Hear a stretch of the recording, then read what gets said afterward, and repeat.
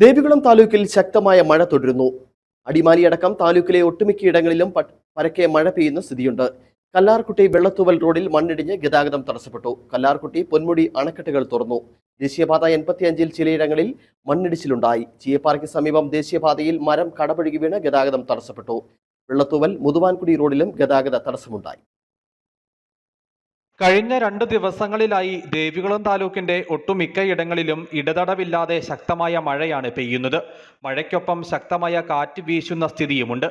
കല്ലാർകുട്ടി വെള്ളത്തൂവൽ റോഡിൽ വെള്ളത്തൂവൽ യാക്കോബായ പള്ളിക്ക് സമീപം റോഡിലേക്ക് മണ്ണിടിഞ്ഞ് ഗതാഗതം തടസ്സപ്പെട്ടു. മണ്ണ് നീക്കി പിന്നീട് ഗതാഗതം പുനഃസ്ഥാപിച്ചു.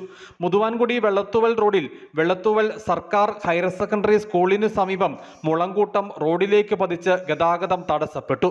ദേശീയപാത 85-ൽ വാളറയ്ക്ക് സമീപം മണ്ണിടിഞ്ഞെങ്കിലും ഗതാഗത തടസ്സമുണ്ടായില്ല. ചീയപ്പാറയ്ക്ക് സമീപം മരം കടപുഴകി വീണ് ദേശീയപാതയിൽ ഗതാഗത തടസ്സമുണ്ടായി. ശക്തമായ മഴ തുടരുന്നതിനാൽ പുഴകളിലും തോടുകളിലും വലിയ തോതിൽ ജലനിരപ്പ് ഉയർന്നു.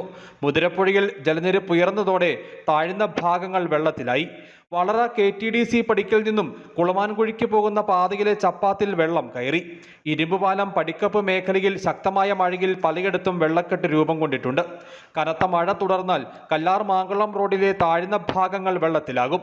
ജലനിരപ്പ് ഉയർന്നതോടെ കല്ലാർകുട്ടി പൊന്മുടി അണക്കെട്ടുകൾ തുറന്നു.